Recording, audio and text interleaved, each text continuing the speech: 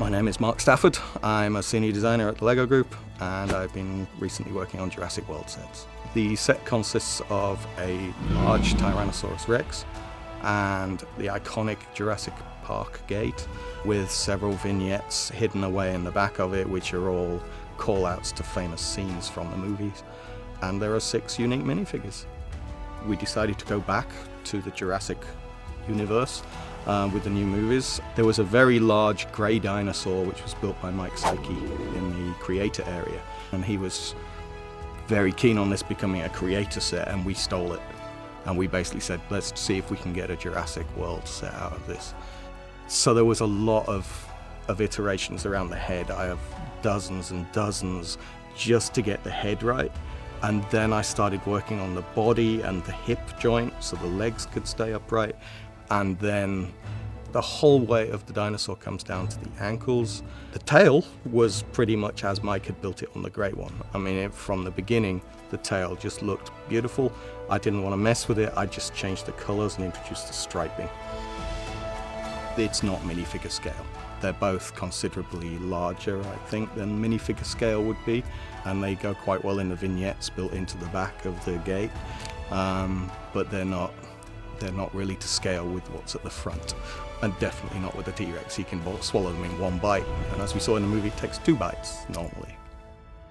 So they have the 2 carryover figures that are Ellie Sattler and Alan Grant, but the new figures will be John Hammond, and then we will also have Ray Arnold in his white lab coat.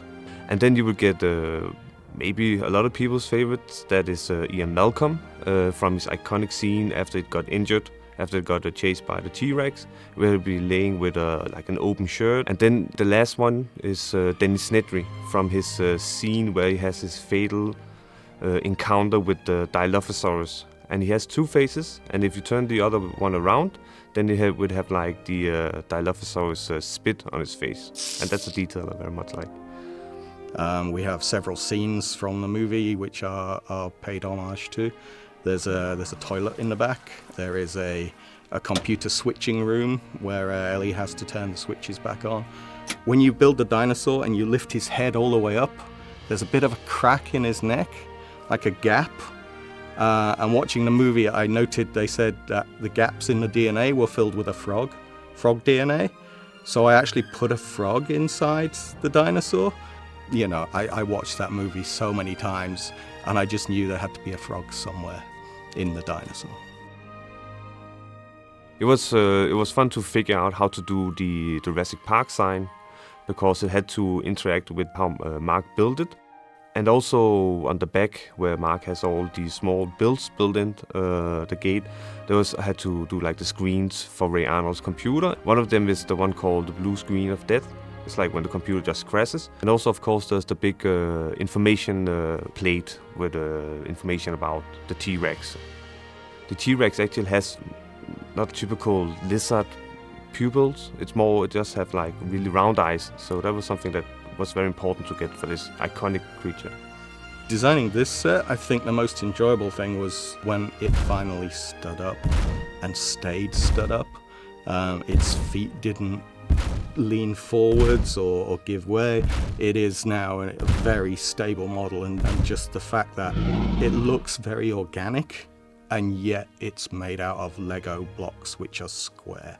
I'm really happy that came together. I think people will like this set because it has a lot of the classic Jurassic Park feel to it. I hope it's obvious how much I love the original movie, and that I've paid homage to it where I can with the vignettes and everything else, and they will be surprised by some of the Easter eggs I haven't mentioned, some of the little details which I've managed to slip in there, and also I hope it'll be a really nice building experience. It's what I try to do for the kids when I design for them, and I wanted to bring that to the adult sets, that every piece you pick up, it should feel obvious where it goes on the model, that a building flow.